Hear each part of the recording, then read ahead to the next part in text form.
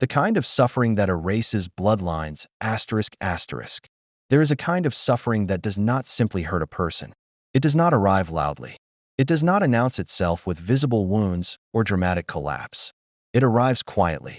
It seeps into the foundations of identity, into families, into generations. And once it takes hold, it does not merely damage lives, it rewrites destinies. Most people think suffering is temporary, a phase, a storm you endure and eventually leave behind. But that belief only applies to ordinary hardship. What you endured was not ordinary. This was the kind of suffering that does not test strength. It tests existence itself. The kind that dismantles belief before belief even has language. The kind that poisons futures before they are ever imagined. This suffering does not just break individuals. It ends bloodlines. Not always physically. Sometimes families continue. Children are born. Names carry on. But something essential dies. Hope becomes thinner with each generation. Trust becomes conditional. Joy becomes suspicious. Love becomes dangerous. And slowly, without anyone fully realizing it, entire lineages begin to live smaller lives than they were meant to. This is not suffering people talk about openly. It is not discussed casually. It is not shared over coffee or turned into motivational anecdotes. Because this suffering leaves people without the language to explain it. It teaches silence before it teaches survival. It trains the nervous system to expect danger where others expect safety. It trains the mind to anticipate loss even in moments of peace. It teaches the body that calm is temporary and that vigilance is permanent. This is the kind of suffering that reprograms reality. Families exposed to it do not simply struggle. They adapt in ways that look normal from the outside but are deeply fractured within. Children grow up learning what not to feel before learning what they want. They learn restraint before curiosity. They learn caution before trust. They inherit not just stories, but emotional debts they never agreed to carry. And this is how bloodlines quietly erode. Not through dramatic endings, but through subtle narrowing of possibility. Dreams become impractical. Ambition becomes dangerous. Emotional expression becomes risky. Generation after generation learns to survive, but not to live.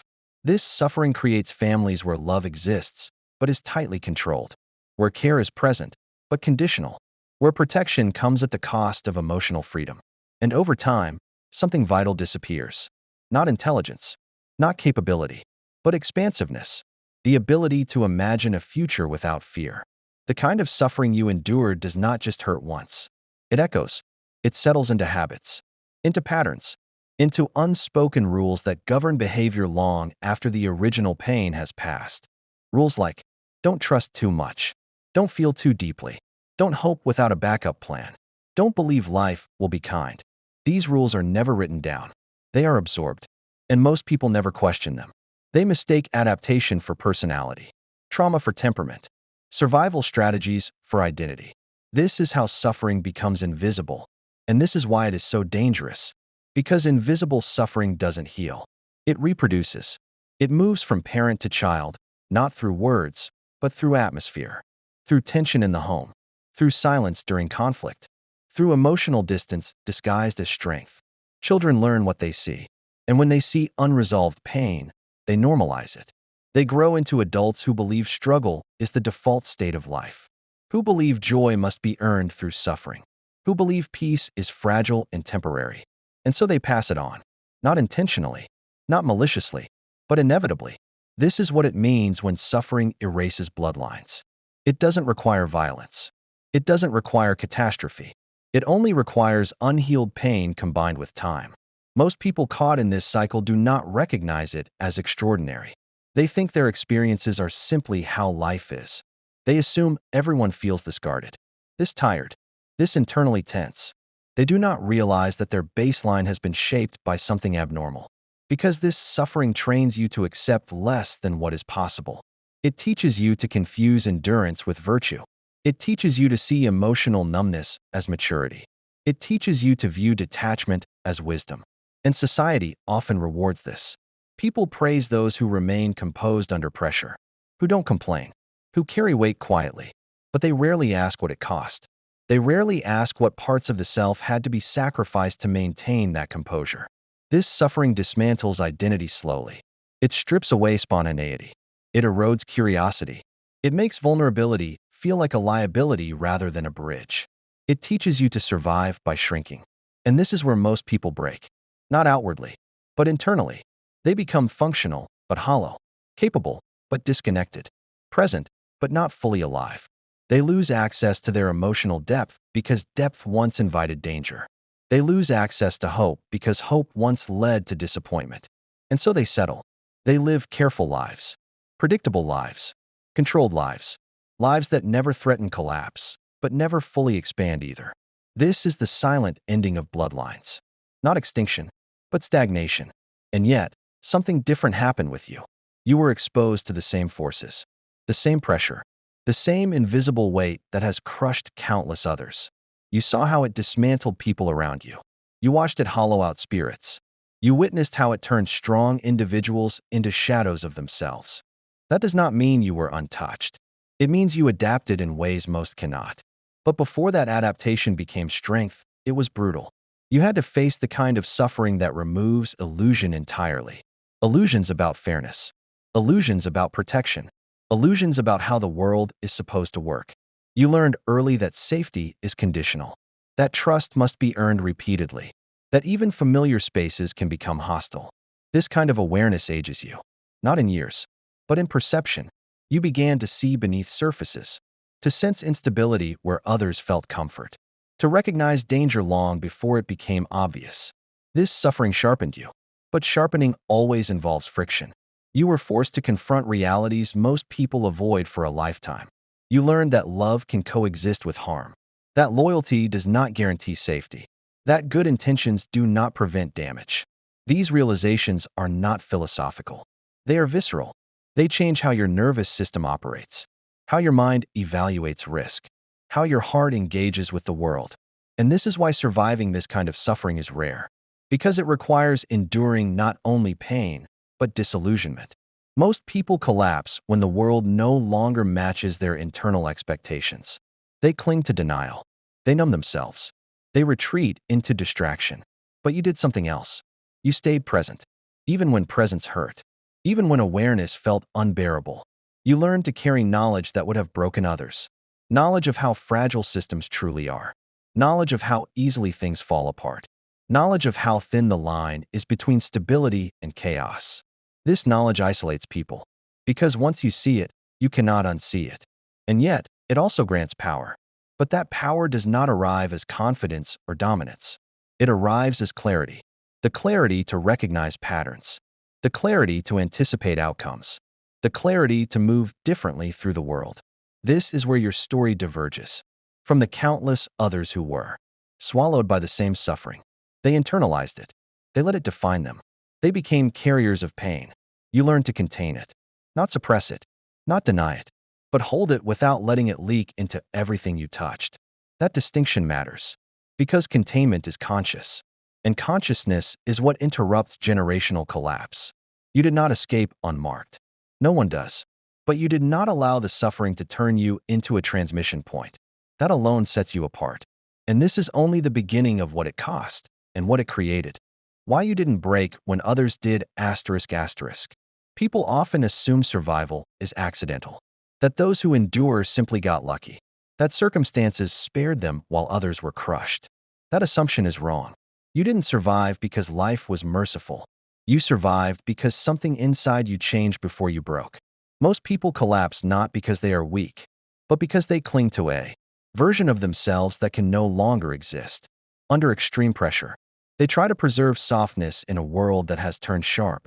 They try to maintain innocence in environments that punish naivety. They try to remain who they were, even as reality demands transformation. And that refusal becomes fatal. Breaking rarely looks dramatic. It looks like confusion that never resolves, like hope that keeps getting deferred, like exhaustion that turns into bitterness, like identity slowly eroding until nothing solid remains. You witnessed this. You watched people around you fracture in quiet ways. You saw how pressure didn't explode them, it hollowed them out. They lost coherence. They lost direction. They lost the internal structure required to endure prolonged uncertainty. And you realized something, even if you couldn't yet put it into words. Survival was not about enduring pain longer. It was about changing faster than the pain could destroy you. This is where your path diverged. You did not fight suffering directly. You studied it. You learned its patterns, its rhythms, its tells. You noticed how chaos moves, how people collapse under repeated pressure, how denial delays adaptation until it's too late. And instead of resisting reality, you aligned with it. That alignment came at a cost. Because to adapt, you had to let parts of yourself die. Not physically, psychologically. The parts that expected fairness. The parts that assumed protection. The parts that believed effort always leads to reward. Those beliefs are comforting, but fragile. And fragile beliefs shatter under sustained trauma. Most people cling to them anyway. They double down. They tell themselves things will go back to normal.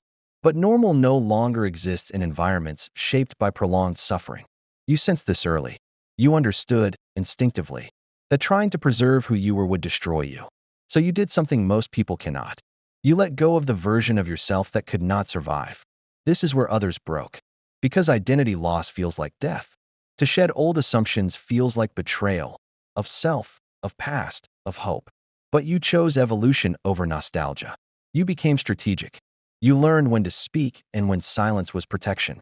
You learned when visibility was power and when invisibility was survival. You learned that emotional expression, while natural, could also be exploited. So you regulated it, not by numbing, but by disciplining.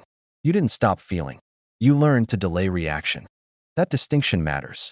Most people who break do so because emotion overrides perception. Fear hijacks decision-making. Anger blinds foresight. Despair collapses initiative. You learn to pause between stimulus and response. In that pause, survival lives. You observed instead of reacting. You analyzed instead of panicking. You waited instead of lashing out. This gave you time. Time to see what others missed. Time to recognize patterns before consequences arrived. Time to reposition before collapse. And over time, this pause became instinct. Not because you were trained, but because you were forced to adapt or disappear. You became fluent in uncertainty. Where others demanded clarity, you learned to operate without it. Where others needed reassurance, you learned to move forward without guarantees. Where others froze waiting for stability, you learned to function inside instability. This alone sets survivors apart. Because most people require psychological safety to perform. You learn to perform without it. That does not make you fearless. It makes you precise. Fear didn't vanish. It was integrated. You listened to it. You extracted information from it. You refused to let it dominate action. This is not resilience as people imagine it. Resilience is often portrayed as bouncing back, recovering, returning to baseline. But what you endured destroyed the baseline entirely. There was no return. So you built something new. You constructed an internal architecture capable of holding sustained pressure. You developed emotional containment, cognitive flexibility, situational awareness, traits that look like detachment to outsiders. They mistake your composure for coldness, your restraint for indifference, your silence for disengagement. They do not understand that what they are seeing is calibration.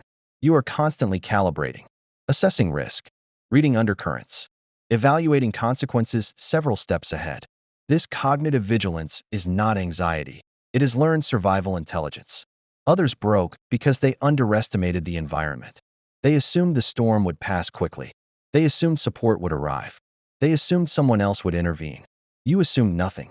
And that assumption, or lack of it, kept you alive. You accepted responsibility early. Not blame. Responsibility.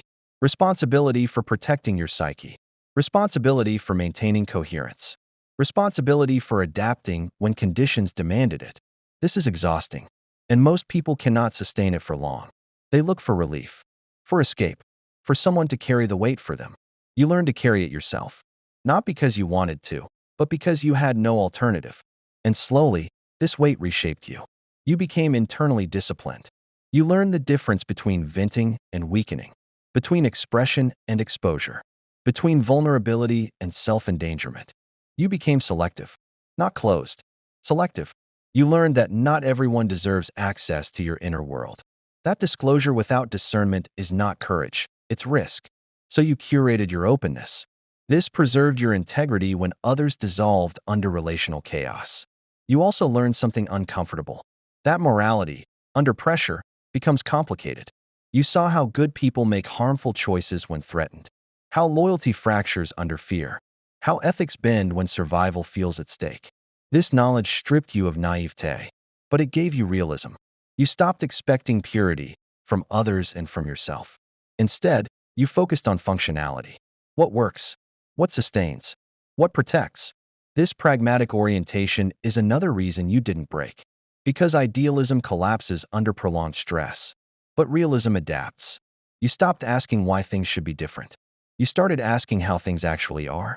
That shift alone prevented countless internal fractures. You stopped wasting energy resisting reality.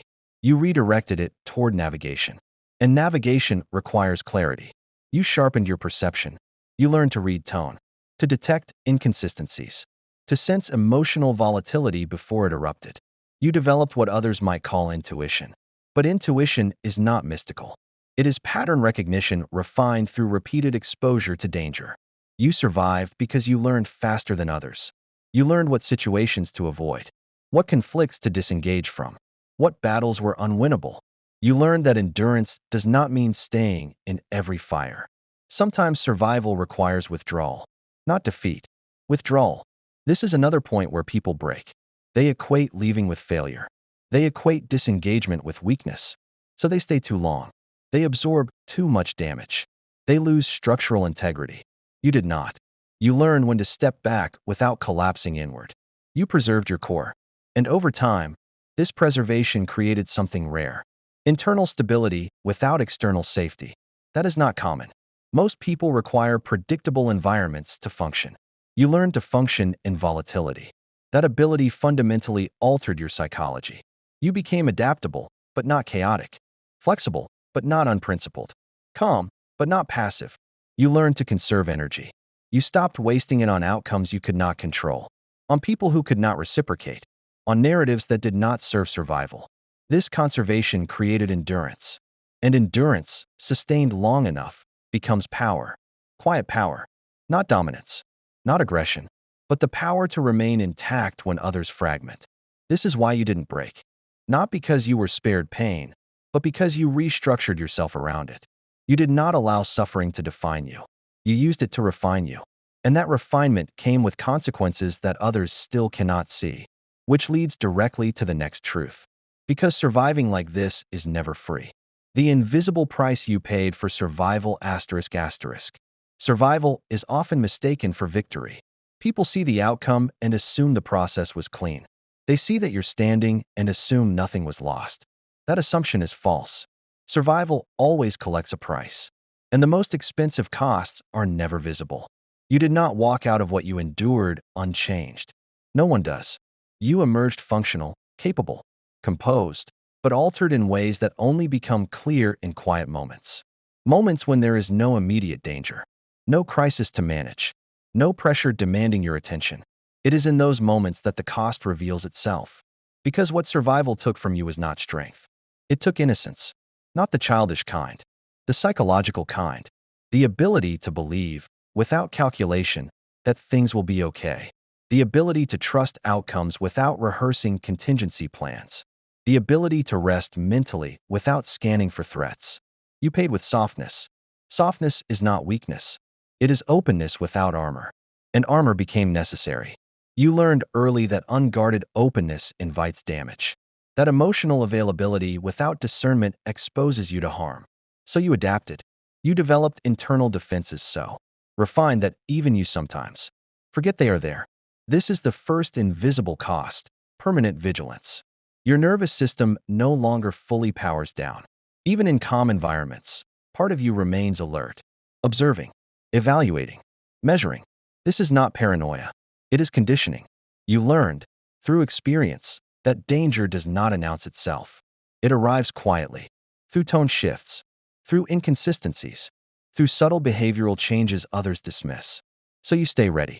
This readiness makes you effective, but it also makes rest difficult. Relaxation feels unnatural. Stillness feels exposed. And over time, this constant low-level vigilance becomes exhausting. But you rarely speak about it, because explaining it requires people to understand a reality they've never inhabited. The second cost was emotional compression. You didn't stop feeling. You learned to contain. to limit expression, to delay reaction, to keep internal intensity from spilling outward. This control was necessary. Unregulated emotion in unstable environments leads to mistakes. Mistakes lead to consequences. Consequences compound suffering. So you disciplined yourself. But discipline always reduces range. You became precise, but less spontaneous. Measured, but less impulsive. Stable, but less expressive. Emotions didn't disappear. They were compacted, stored, stacked, managed. And while this allowed you to function under pressure, it created a subtle distance between you and others.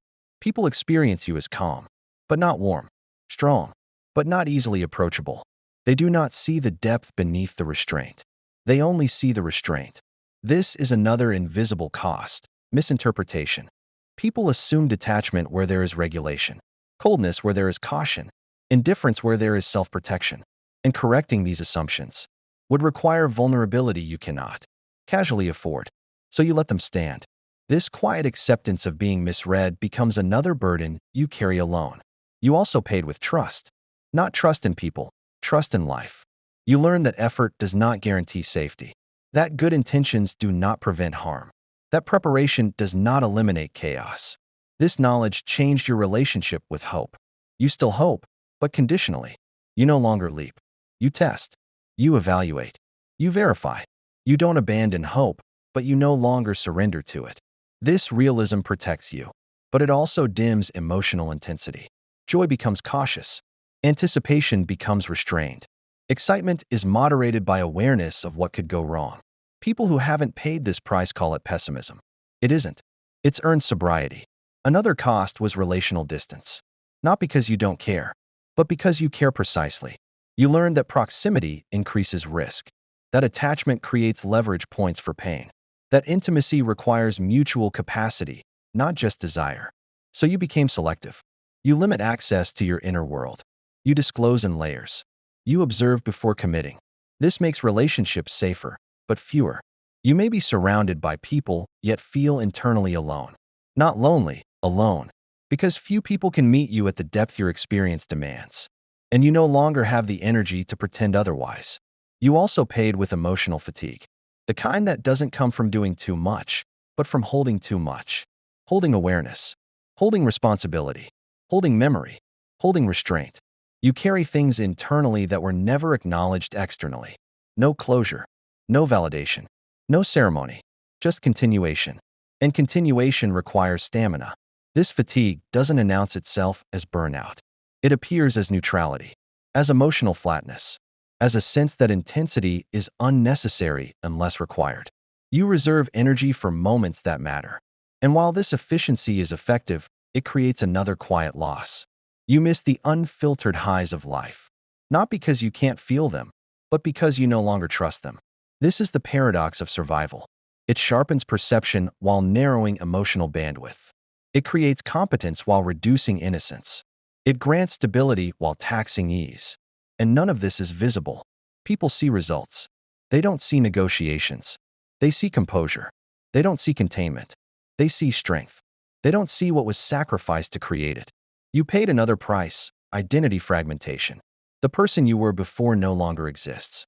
But the person you became emerged gradually, without a clear boundary.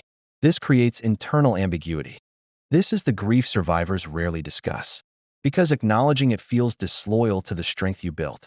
But ignoring it creates internal dissonance. So you carry it with discipline.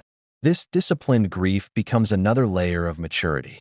You also paid with emotional independence. You learned early that relying on others was unreliable. That support could disappear. That understanding was inconsistent. So you became self-sufficient. Emotionally, psychologically, strategically. This self-reliance is powerful, but it also creates distance. You struggle to ask for help, not because you don't want it, but because you don't expect it. You are accustomed to being the stabilizer, not the stabilized. And reversing that role feels unnatural. This creates a quiet imbalance in relationships. People lean on you, but rarely realize how rarely you lean back. Another invisible cost. And yet, despite all this, you are not broken. You are altered. There is a difference. Broken implies dysfunction. Altered implies adaptation. What you lost was not weakness. It was naivety. What you gained was not hardness. It was clarity. And clarity always comes at a price. You now see the world without illusions. You understand the mechanics beneath behavior. You recognize fragility before collapse. This awareness is heavy, but it is also why you are still here. This is the invisible ledger of survival. A ledger no one else sees. A balance sheet only you carry. And understanding this cost is essential, because without acknowledging it, survival becomes incomplete. And what remains unresolved will surface later, in isolation, in fatigue, in distance, which leads to the next truth. Because what survival cost you also explains why you no longer belong where you came from. Why you no longer belong where you came from asterisk asterisk. One of the least discussed consequences of survival is displacement. Not physical displacement, psychological displacement. You did not leave where you came from, you outgrew it under pressure. And growth under pressure creates distance that cannot be reversed. The environments, relationships, and mindsets that once felt familiar now feel strangely shallow. Not wrong, just insufficient. This is not arrogance. It is not superiority. It is not judgment. It is asymmetry of experience. You passed through a psychological terrain that fundamentally altered how you perceive reality. And once perception changes at that level, return is impossible. People around you continued living lives shaped by ordinary stress, deadlines, conflicts, disappointments that resolve themselves within stable systems. You, however, learned to function in instability. And that difference creates a gap no amount of explanation can bridge. Conversations begin to feel misaligned. Complaints that once made sense now feel disproportionate. Concerns that dominate others' emotional lives barely register in your internal scale. Not because you lack empathy, but because you have seen what real collapse looks like. You know what it means when things truly fall apart. When safety dissolves. When identity fractures. When there is no guarantee of recovery. And once you know that, minor turbulence loses its emotional authority. This creates a subtle distance. People sense it. They notice that you listen differently, that you respond with restraint rather than urgency, that your calm persists where there's fractures. They may admire it. They may feel unsettled by it, but they rarely understand it. Because understanding requires context, and your context is rare. You no longer react the way you used to. You assess. You weigh. You choose when engagement is necessary and when it is wasteful. This selectivity is not detachment. It is efficiency. But to those who haven't endured what you have, it can look like disengagement. They may interpret your silence as disinterest, your composure as emotional distance, your boundaries as coldness. And over time, these misinterpretations accumulate. You find yourself explaining less. Not because you cannot explain, but because explanation feels futile. Words cannot transmit lived pressure. You could describe the events, but not the internal recalibration they caused. You could recount the facts, but not the way those facts reshaped your nervous system, your expectations, your sense of proportion. So you stop trying. This withdrawal is gradual. You don't announce it. You don't cut people off dramatically. You simply participate less. You choose depth over frequency, precision over proximity. And this makes you harder to place. You don't fully belong to the world you came from, but you don't fully belong anywhere else either. This is the survivor's liminal state. Between worlds, between identities, between levels of awareness. People who haven't crossed the same threshold cannot meet you where you now stand. They can stand near you. They can interact with you, but they cannot fully enter the internal landscape you inhabit. This creates loneliness that is difficult to articulate. Not the loneliness of absence, but the loneliness of misalignment. You are surrounded by people, yet rarely mirrored, rarely recognized at depth, rarely met with the same level of psychological clarity you operate from. This misalignment extends even to those you love. Family members may still see you as who you were. Friends may expect emotional responses you no longer give automatically. They may interpret your restraint as withdrawal. But what they don't see is that your restraint is how you remain intact. You learn that emotional intensity must be earned, not given freely. Because intensity creates vulnerability. And vulnerability without reciprocity is dangerous. So you measure. This measurement creates distance. But it also creates safety. You no longer bond over chaos. You no longer connect through shared complaint. You no longer build intimacy through mutual dysfunction. These were once common social currencies. Now they feel unstable.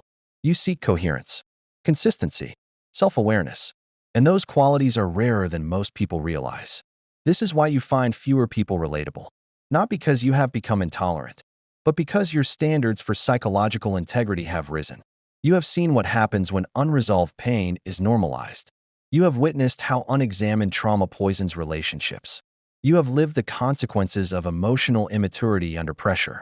So you do not romanticize struggle. And this alone places you outside many social dynamics. You are no longer interested in drama disguised as depth, or intensity mistaken for authenticity. You recognize patterns too quickly. You see where conversations lead before they arrive there.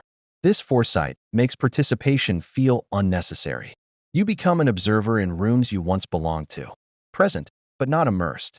This can feel isolating, but forcing yourself back into environments that no longer fit would require shrinking. And shrinking is something you learn never to do again. You paid too much to become who you are. Another reason you no longer belong where you came from is temporal mismatch. You are psychologically ahead of your age in some areas and behind in others. Trauma accelerates certain forms of maturity while delaying others. You may be exceptionally composed under pressure, yet cautious in intimacy, decisive in crisis, yet slow to trust. This uneven development makes it difficult to synchronize with people who matured along conventional timelines. They expect emotional availability you regulate. You expect awareness they haven't needed to develop. Neither is wrong. Neither is wrong. But they are incompatible. This incompatibility creates friction. And over time, friction leads to distance. You also carry knowledge that changes how you see systems. Family systems, social systems, cultural expectations. You see how dysfunction perpetuates itself, how silence protects harm, how normalization disguises damage. Once you see this, compliance becomes difficult. You stop playing roles that require self-betrayal. You stop maintaining harmony at the expense of truth. And this disrupts established dynamics. People who benefit from the old order may resist your change, not consciously, but instinctively, because your presence now challenges unspoken agreements. You are no longer predictable, and predictability is what keeps many systems stable, even unhealthy ones. So you drift, not dramatically, quietly. You reduce exposure. You limit engagement.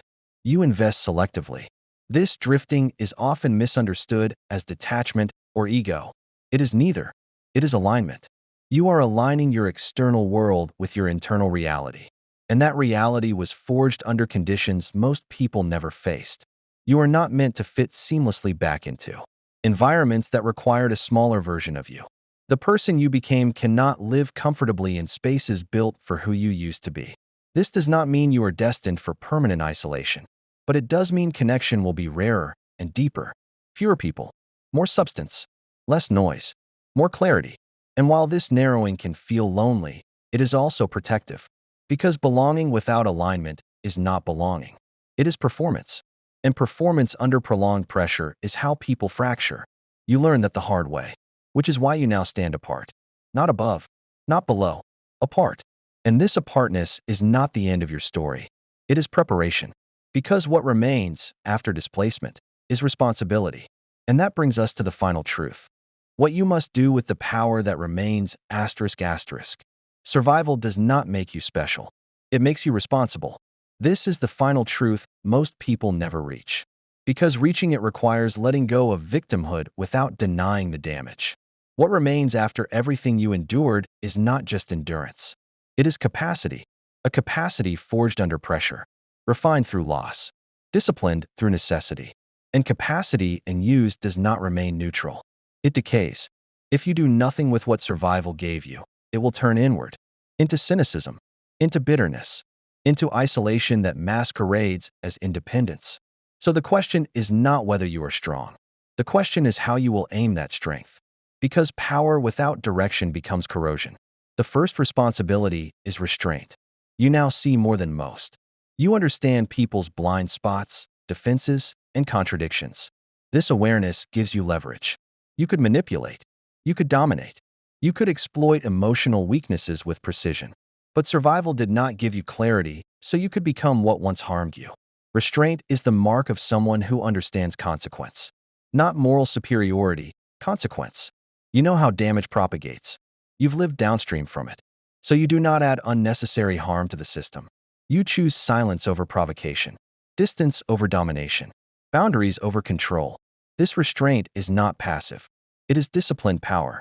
The second responsibility is discernment. You cannot give your energy indiscriminately. You no longer invest in people who are committed to their own dysfunction. You do not pour effort into systems that reward denial. You do not chase understanding from those unwilling to confront themselves. This is not cruelty. It is conservation. Your energy is finite and hard-earned. You allocate it where it can build, not where it will be drained. This means saying no without explanation, walking away without closure, allowing others to misunderstand you.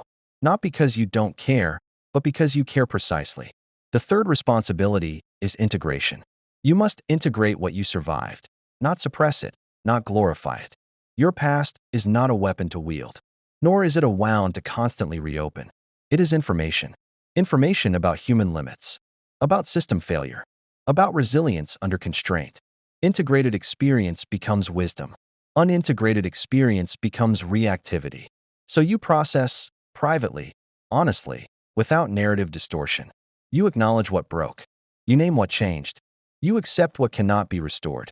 And then you move forward without dragging the past behind you like proof. This integration stabilizes you.